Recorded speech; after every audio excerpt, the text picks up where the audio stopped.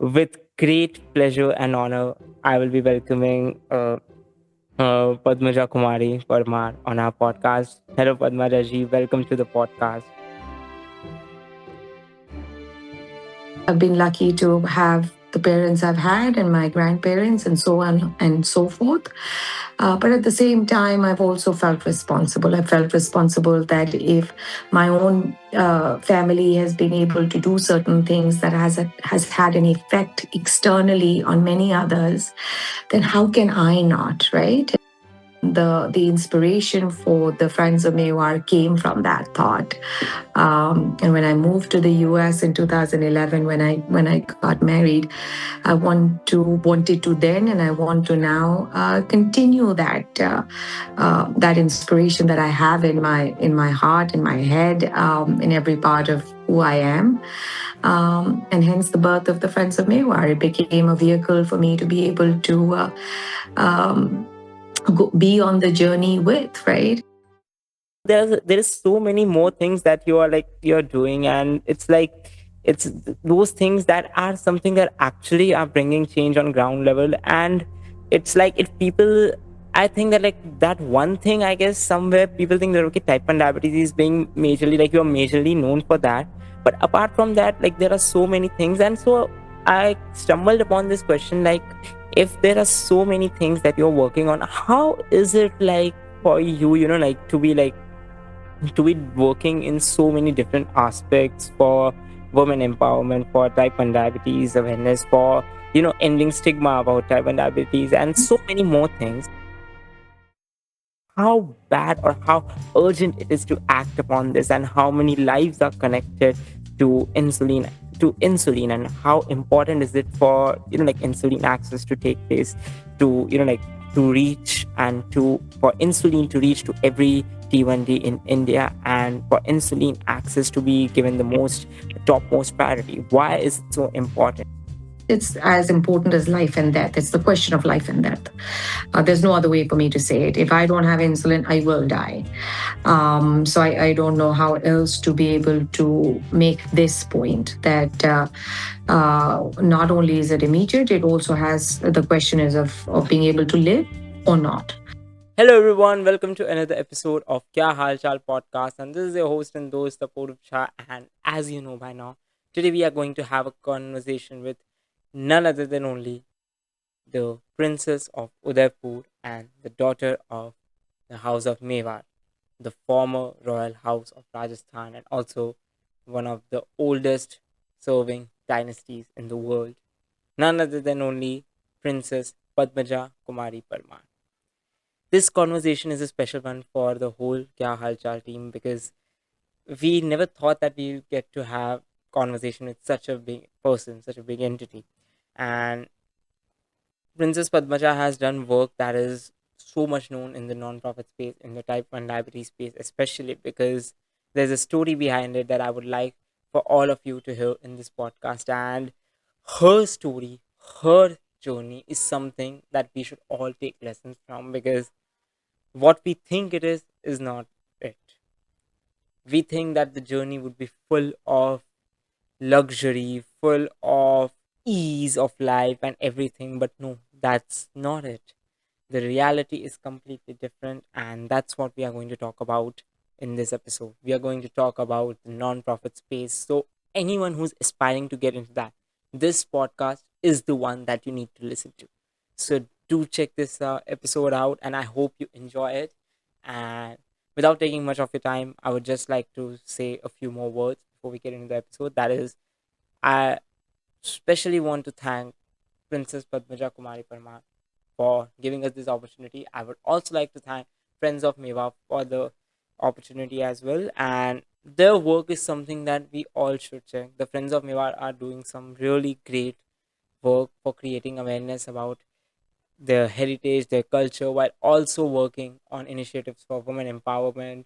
And they are collaborating with the Rajasthan government to, like, get some great causes out there. And that's why I would definitely recommend all of you to check them out and to support them. And yes, thank you so much to the Friends of Mewar for giving us this opportunity. Thank you so much, Padmaja Ji, for giving us this opportunity. And now, without any further ado, let's get into the episode. Welcome to the podcast.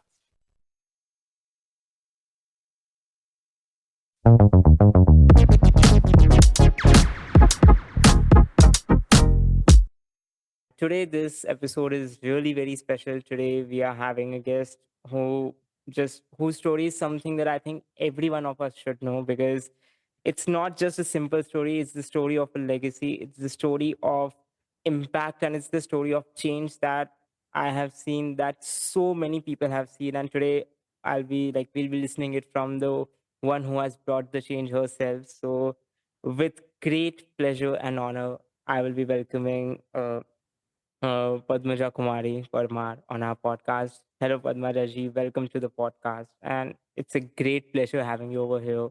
And yes, first question that we ask to our guest as a ritual on our podcast is that, how's your halchal? How's everything? Well, Apoor, thank you very much, firstly, for having me here. And what incredible work you're doing by getting so many voices out there for people to connect with. So, congratulations to you. And my halchal is great. It's a wonderful Sunday morning here in Boston, and I'm delighted to be connected and talking to you and all your viewers. Thank you so much, Padmanaji. It's a great pleasure for us, and I really was looking forward for this conversation, because I mean there is so many things that we all can learn from you. Your journey, I have seen your journey. I've seen Friends of Mewar's journey. When I got to know about you, I was like, one day I really would love to have her on my podcast, and I want to talk to her. Like even not a podcast, just want to talk to her. And recently in Jaipur, we met, and I was like so happy about that interaction, because like it was such a lovely thing. So that was definitely, that Thank was something you. special. It was both ways, Apoor. I was excited and interested in meeting someone as young and as energetic and as focused as you. So just for everyone to know that like truly attracts like, and I think we're quite similar in that way, where we're focused on making a tangible impact. Thank you so much, Padmaraji. Thank you so much. That means a lot. You are coming from a legacy that has been that is so much culturally rooted, and so is your work. I mean, the charitable work you are doing, if I'm not wrong, that is something that has been continued from your lineage only. Like there has been so many work that your whole, like there is a legacy that you are carrying, that you are putting in your work. But how were you introduced that to that legacy? Like I mean, definitely there would be at some point, there would be, like when you started Friends of Mewar, there would be some inspiration behind it, maybe your family or maybe something else. So I want to Right. know about that, like how you found your group for no, for this, for non-profits, for not-for-profit work, and how did the inspiration for Friends of Mewar came to you? Oh, thank you. It's a beautiful question, Apoorv, and I just feel that even though I get this question asked a few times.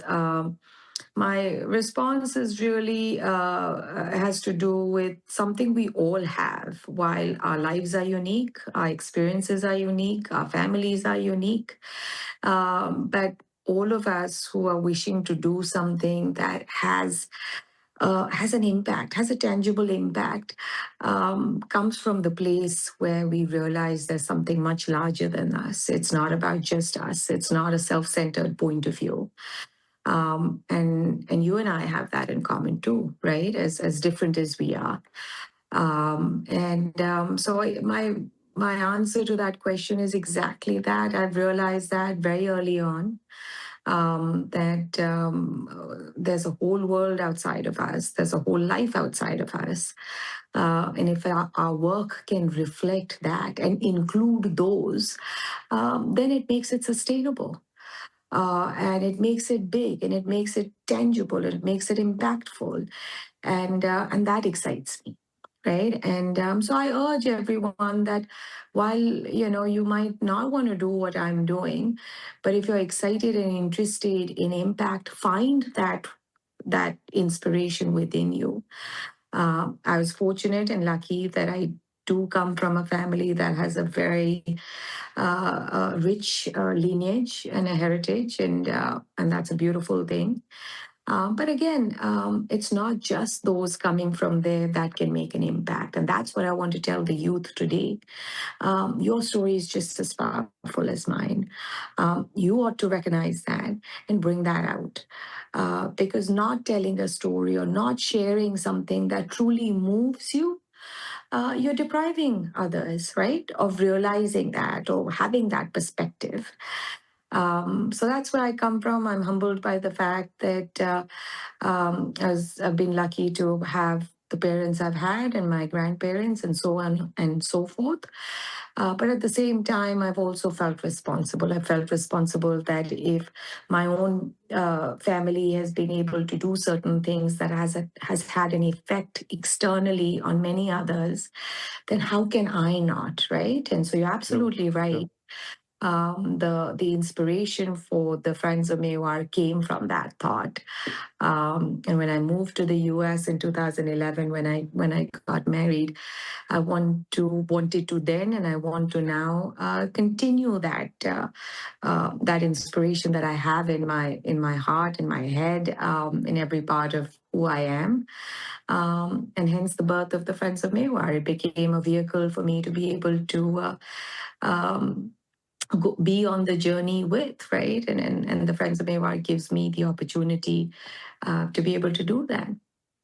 Amazing. That's lovely to hear. And like when I was reading about you, when I was doing my research for this podcast, I came across the fact that like you are very much known for your work about type 1 diabetes, for the work that you have been doing for creating awareness about the same, and everyone in the community knows you for that. But there is so many more things that you're doing, and it's like those things that are something that actually are bringing change on ground level. And it's like if people, I think that like that one thing, I guess somewhere people think that okay, type 1 diabetes is being majorly, like you're majorly known for that. But apart from that, like there are so many things. And so I stumbled upon this question, like if there are so many things that you're working on, how is it like for you, like to be working in so many different aspects for women empowerment, for type 1 diabetes awareness, for ending stigma about type 1 diabetes, and so many more things. How is it for you, like to like work for so many things? There must be that whole process would be like like getting information about every single what we can say category, working, planning, Mhm. and all those things. That would be something like, it would be so many things that all definitely sounds exciting, but also at the same time very exhausting, because I was like so many things you are doing, so many things you're working for. So how is it for like you, like to be at that place, to be at the center of like all those things, and to be handling those things? How is it for you, like how is it to work under so many different spaces? Oh, you're very kind to give me so much credit. What may seem like a lot to the outside, and you're right. I mean, you've certainly done your research, so well done, Apurv. I am Thank you. involved with I am involved with quite a few initiatives, whether, as you mentioned, the women's empowerment or type, awareness around type 1 diabetes, culture, and few other aspects. And so the two specifics that I can respond with that. One is that it was important to me that when I came up with the Friends of Mewar, I was able to very clearly categorize what are the initiatives that I feel the most inspired about. So I came up with three pillars. One Okay. being preventive healthcare. So type 1 Okay. diabetes and other medical initiatives I have come under that. Preservation of cultural heritage was and is the second pillar, where how can we support our culture? Because if we don't know where we're coming from, how do we know where to go? True, Right. true. So that's the second pillar. So it's preventive healthcare, preservation of cultural heritage, and the third is women's empowerment. So I made sure that I had some structure to this sort of emotion, inspiration, that I feel so strongly about, because I feel emotion alone can't always get us the results we want, and not for someone like me who's very driven by practicality. And so I made sure that I put those perspectives and those pillars in place. After that, it was, and it is, continues to be one aspect that drives me to be able to take whatever initiatives I take, and that is the passion and the interest I have for it. And so it may seem like a lot, but for me, it's just like, how can I not do this? How can I not show up at the End Summit, First International Diabetes Summit, right? Because it almost feels like I'm not going to be able to sleep if I'm not showing up for something like this. And when I have a feeling like that, I know clearly within myself that it is something that I need to lean into. I also feel very strongly that all of this is done collectively. It's not just me. I'm being able to do so much of this because I have people like you to connect with. You know, the 200, 300 people I spoke to at the summit. Now, because of you, there are hundreds and thousands of other people who are going to know, right? So all of these initiatives are very collaborative. And I enjoy that part. I think it's important that our voice gets out, and our work gets out, and the impact gets out, and the tangibility gets out, right? So that's really the simple response, that while it may seem like a lot, to me it's the one thing which is the passion that meets the practicality that leads to tangible results. So when I feel that about certain initiatives, I really give it my best, and then I'm lucky to meet and talk to people like you that help me bring it out even more. I'm like, I must say that this firstly, thank you so much for giving the for appreciating me and for appreciating all the efforts, because like you have been doing so, yet you are like like acknowledging so many people of the efforts, and that's I guess that's something really special for all of us in the community. And one of the main reasons, Padmaja Ji, that I was having this question was like when I was at the EDS summit, I saw that so many people were looking up to you. They were coming to you. I was looking up to you, and I know with so much grace you met every single one of them. And I know it must be so tiring for you, because like I can like everyone was so excited to see you, because they look up to you, they look up to your work, and that's something. And that was also one of the main reasons that I had this question, that so many things, so much all at once. When we talk about this space, this whole not for profit space, initially, Mhm. I think everyone has, like some questions that how is it, what things I have to do, or what things do I need in order to start. So if you had to like tell three skills or three things that anyone should, like prepare themselves for, or should have before, like stepping into this whole space, what would it be? Like, what, according to you, what would be the three things that anyone would need in order to enter this space and to start their work?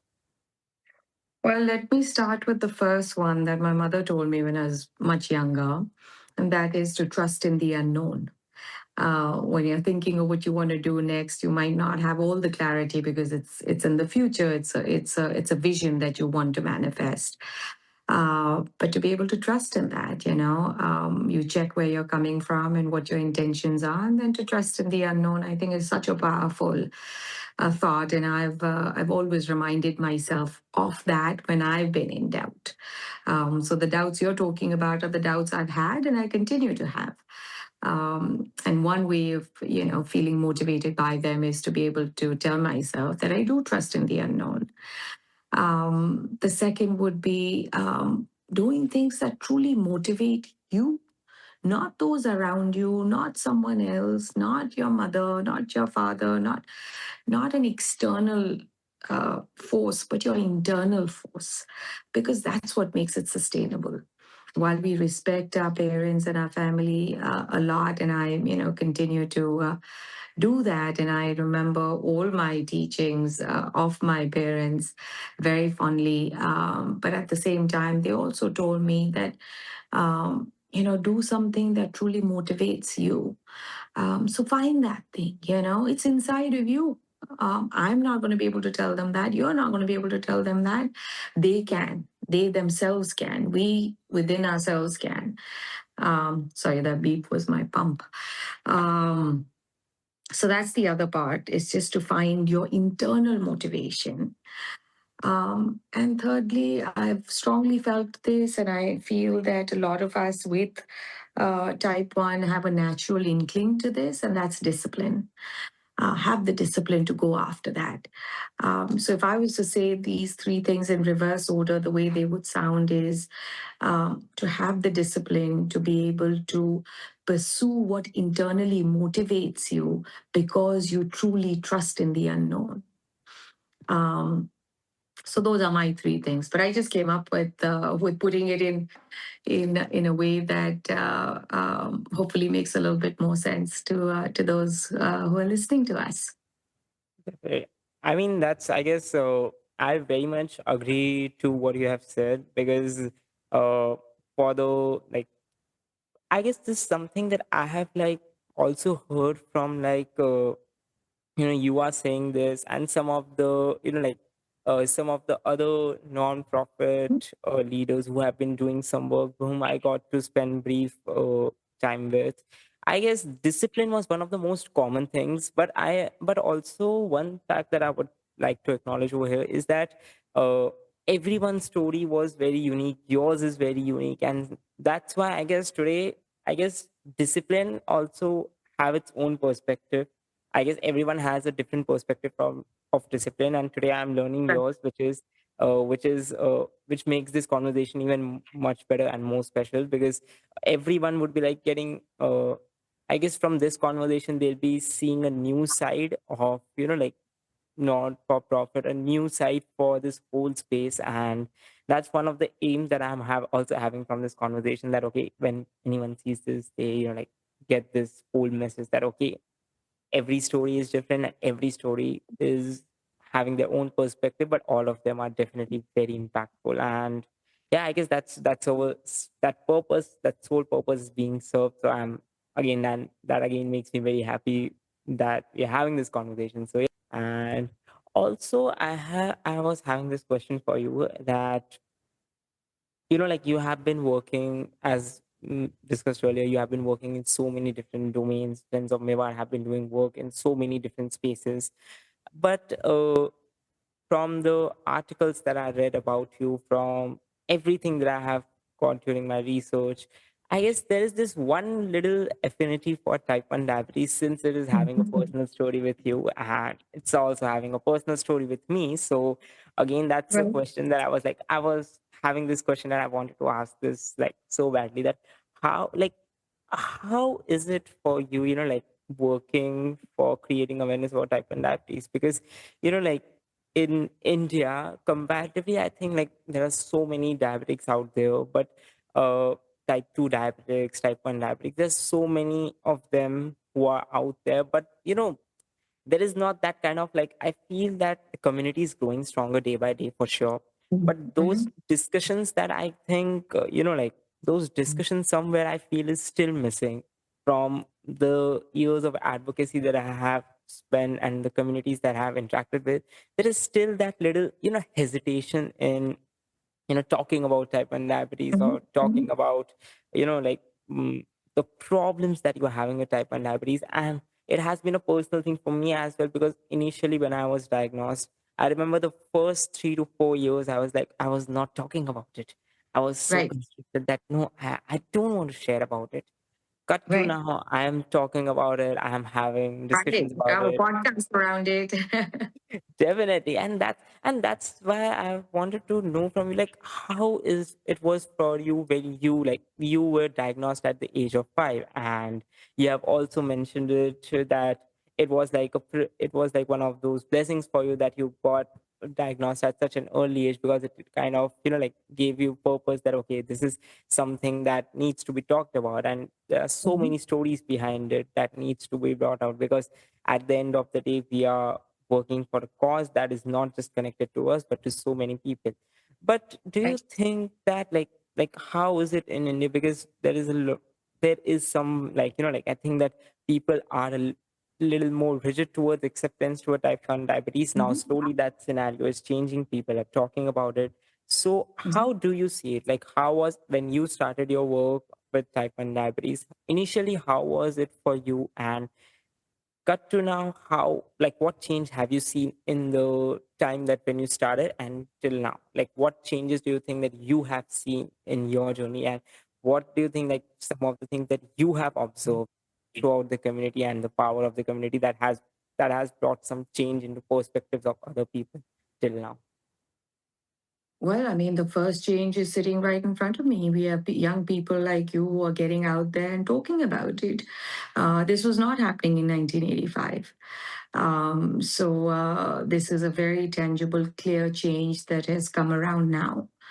I think what a lot of because I'm so vocal about it and I feel good about this condition and things like that, I think people forget that the stigma I dealt with, I've dealt with stigma from within my own family. So, I mean, I'm not even talking about outside people.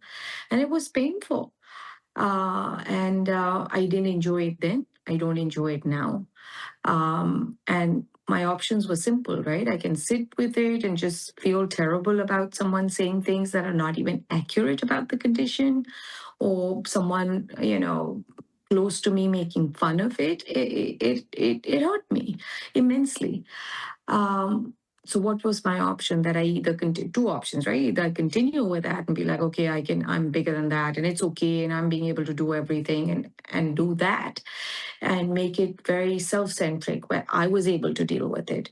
But at some point, I realized that yeah, I can deal with it, but I have to be able to reach out to some of those whose that same voice might have not said that to them. Let me at least try and get to those people and let them know that what is being said or a stigma is something that shouldn't be there, and not with True, this condition. I mean, there shouldn't be any stigma on any of the conditions, but true. I know about type 1, and I know I've been exposed, given that I've been living with it for 4 decades. I've heard pretty much everything, if not everything, then a large majority of misinformation that gets told. And then the part that hurts about it is knowing that it's not true. Knowing that when someone's like, well, oh, you have this, are you okay? And I'm like, yeah, I'm okay. Why are you asking? Are you okay? Right.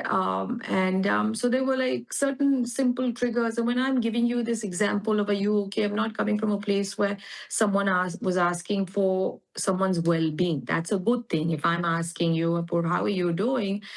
Because it's a general kya hal chal hai, is to ask how you are, right? But to all of a sudden have this negative connotation seep in because of this condition, that hurt me and has upset me, and it still does the same even today. But today I'm being able to vocalize it. I'm able to externalize it to a point where it becomes a collective power for all of us who are living with it, for those who understand the condition, whether they're doctors or researchers or caretakers. So our voice is louder. So it can silence the noise. It's the voice that I want to rise, and I want the noise to be dumped, because the noise has nothing to say that actually supports or has a positive impact in any way. But our voice does. And so, for people to understand the difference between the two, between voice and noise, Yes. which is how I've, looked at it from my point of view. And which is my main thesis on why I do what I do, why I say what I say. And I use myself as the example as I can, because at least that can't be questioned, right? I mean, the fact that I'm telling you, with the condition, I know I've been traveling. I know I've been working. I know the sport I've been doing. I'm married. I have two healthy kids. I travel. I work. I do sport. So I'm telling you that this condition is not restricting that, because if this condition was restrictive of any of these things, then how would I do it, right? Today we have hundreds, thousands, millions of such examples, right? People are Olympians, they're astronauts, they're engineers, they're mothers, they're, just singers, whatever. I mean, how is it restricted? True. So I just want this to get to those people who should be better informed, and know that this is not a restrictive condition. There are two things I strongly feel that has helped me live my best life, and that is my access to insulin. I need insulin. There's no shortcut on that. I have nothing to substitute insulin with. I do take insulin. I've taken it for 41 years at this point. And that has been the basis of why I've been able to live this life. There's no other way for me to say that. So let's make that our friend and not our foe. Insulin's been around now for 100 years. There's a lot of science around it. There's a lot of data around it. There's a lot of research around it. And within 40 years, I'm telling you that that's the only prescription drug that I'm taking. I've had no side effects from it. That's another misconception, right? And I'm telling you, after 41 years of taking it, I don't have any side effects. Continuously taken it. It's known as a miracle drug. It's not restricted me in doing something that I want to do, whether I want to surf, whether I want to travel, whether I'm spanning 3 time zones in a span of 1 week. I do all that, and I can do it very functionally, very happily, very excitedly. And so I just want the naysayers to hear this, right? This is not for our community, because in our community, we already know this, right? And so this is for people who are outside of that, who don't have a special ticket to sit on our table. But for them to know that there's nothing stopping us from doing what we wish to do, and living our full life. Wow, that's amazing. And I guess, it kind of summed up all the things that we have been like, doing within the community, that what we are working for, what we have worked for, and what we will continue to work for. And one major thing that I think you have discussed over here is insulin, and the conversations around it. Because insulin, like, I'll be very honest with you, when I started, like, taking insulin, and in my school, people, Mhm. I used to go into the medical room. I never even took it in the class. I was very, like, very Shy about it. shy Yeah, and I understand that. yes, I was shy and anxious about it, that okay, I Mhm, cannot take mhm, it. Because at that time, sadly, I faced a lot of, like, stigmas, and a lot of, like, what we can say, like, a lot of bullying around my condition. So I was very protective. I was like, okay, I don't want to talk about it, like, never ever in my life. I was that. right. I was that. And people have made such kind of, like, when I started advocacy, I remember my friends, like, when I started creating, like, awareness reels on Instagram talking about type 1 diabetes and stuff. I remember my friends used to call me and say that, okay, this is just take this, your type 1 diabetes will go away. I have heard so Mm. many weird kind of, Right, like, right. cure. Yeah, people still tell me that. Yeah. That's yeah, that's the thing. And I guess now we have, because we have, like, instead of, like, feeling bad about it, now we are like, we have given the slight humor angle. The whole community has, like, collectively came together, and they said that, okay, uh we'll don't worry, we'll solve it for you, we'll make you understand that, okay, this is not how it Mhm. works. I guess Right. that approach, I guess, that approach that you talked about, that approach, and that idea that, okay, insulin is the miracle drug. It's literally something that has been saving so many lives for Mhm. 100 years. Right. That kind of explains and kind of says that, okay, this is the change that we are seeing in the community, like the change that, Right. I guess. And it kind of answers the whole thing, that, okay, the change, like, before we used to have a limited awareness about insulin and a lot of doubts about it, but now that Mhm. is changing. And yeah, I guess that's one, definitely one very positive thing that has been happening in the diabetes space. And I look forward to it. All of us are looking forward to it, and definitely people like you who are bringing such positive change.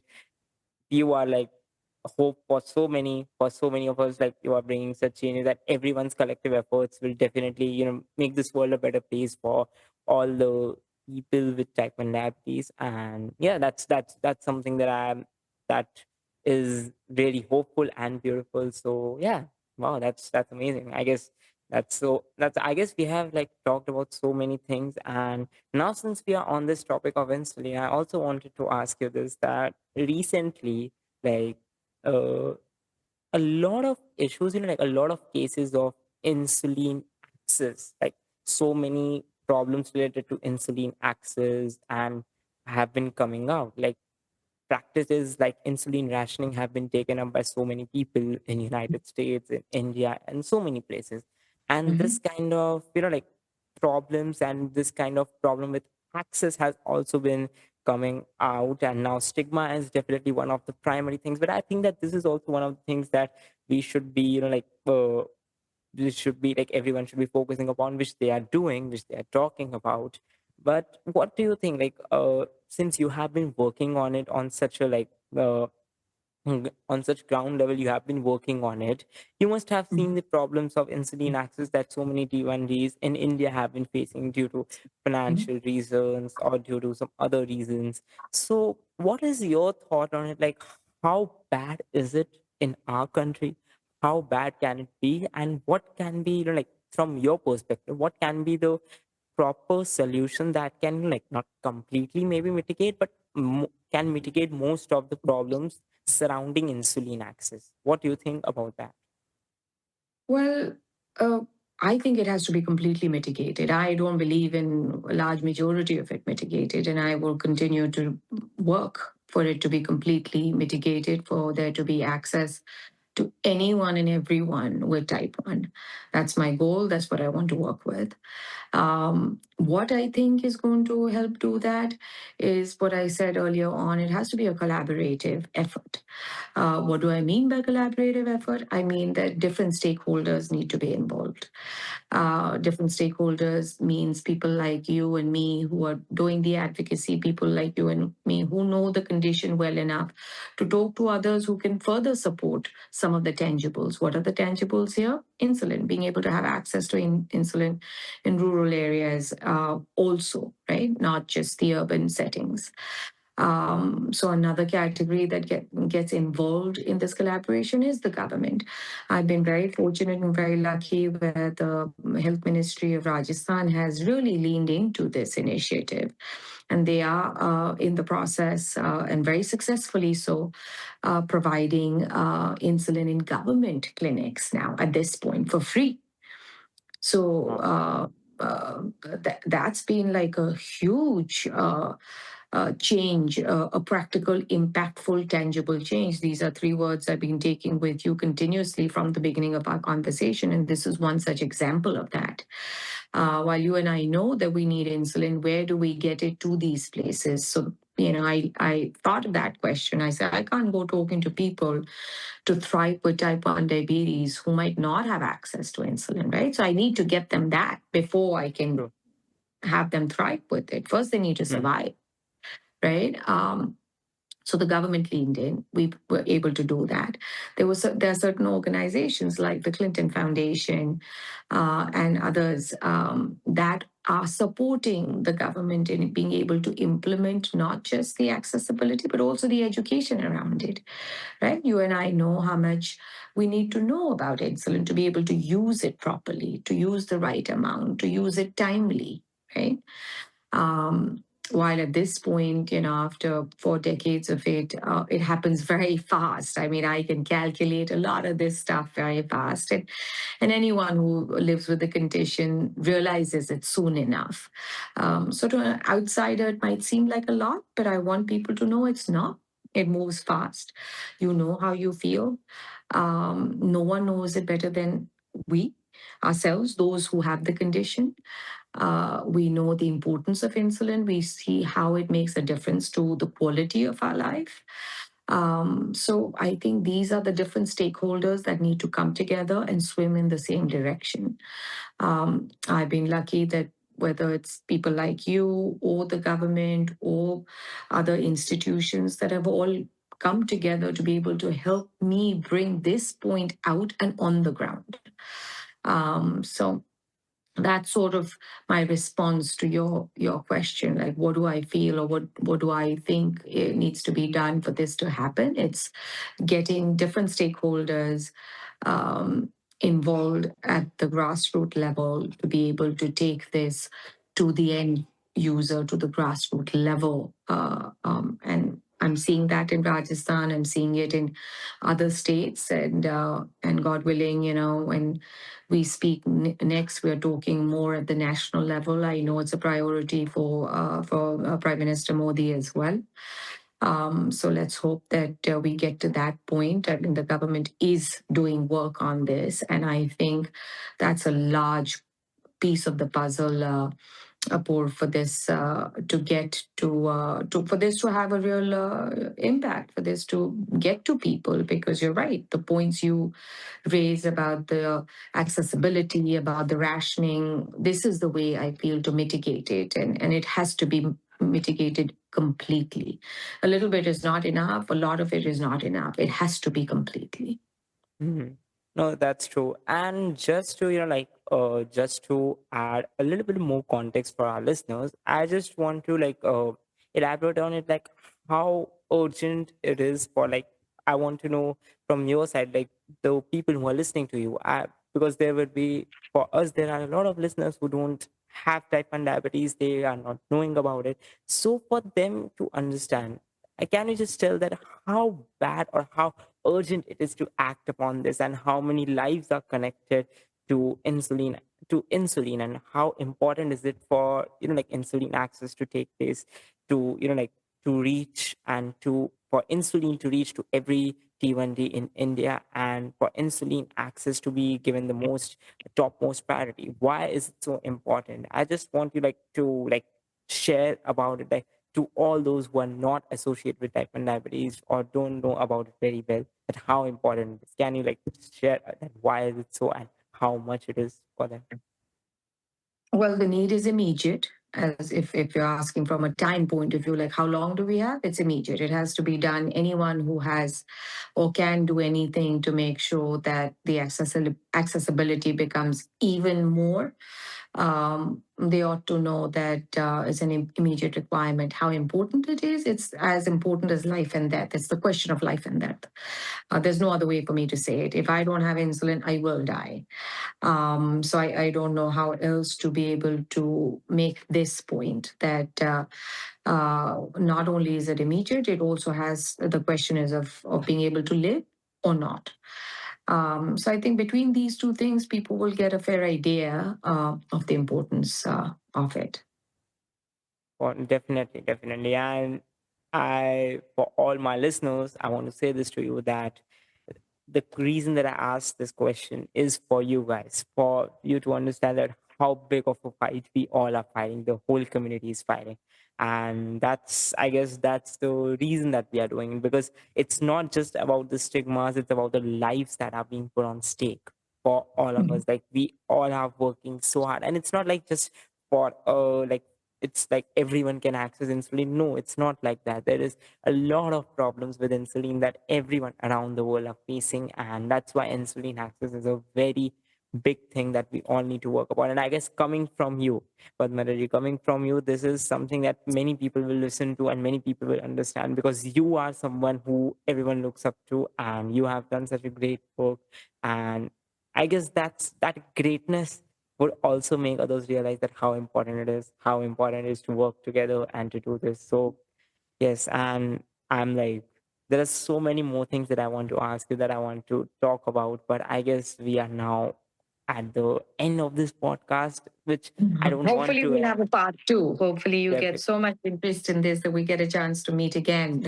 Definitely, definitely. If our listeners, if you guys love it, if you guys love this conversation, do comment for a part two. I'd love to record it. I just, so please, it's all up to you now. But yes, we are almost at the end of this episode, and Padmaja Ji, today I learned so many things from you. I'm so grateful for that. These learnings I will definitely carry forward in my life as well. And this conversation was inspirational for me, and I'm so happy that I finally got to do this with you.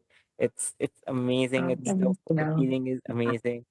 So yes, before going, one last question for you, Padmaja Ji. That is, Any one single message for all of our listeners, for the ones who are listening to you today through this podcast. Any message for them?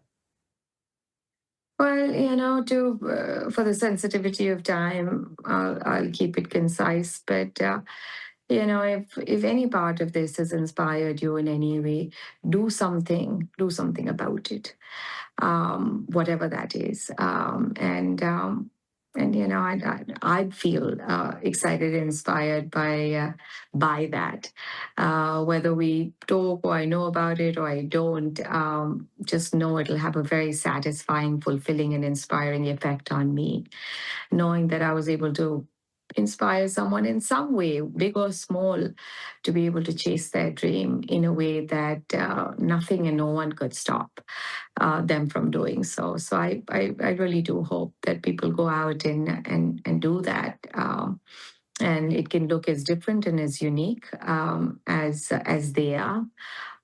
And so those are my parting words to all of you listening, that go out there and live your life and find that inspiration and imagine how many other people you will inspire. So That's such a lovely advice. I mean, that's some really great words, and I'm sure all of our listeners will be so inspired right now at this point of time. This is for us, for our Wowsome listeners, that we call our community Wowsome listeners. So for our Wowsome listeners, this would be like definitely something that would be so much inspiration and so much to look up to. So thank you so much, Padmaja Ji, for coming up on the podcast. It was lovely having this conversation with you, and I'm very much happy about this conversation, and I'm sure that our listeners would also be very happy. So, yes, thank you so much for doing this with us. We had such a great time with you, and I personally got to learn so much from you. So, thank you so much for that. And yes, with that, yeah, continue doing what you're doing, Apurv, and thank you very much as well. And we'll see thank, each other soon. definitely, Padmaji. Thank you so much, Padmaji. Thank you so much, everyone, for tuning in. This is your host and host, Apurv Jano, signing off. I'll meet you in the next episode. Till that, see you. Bye, everyone.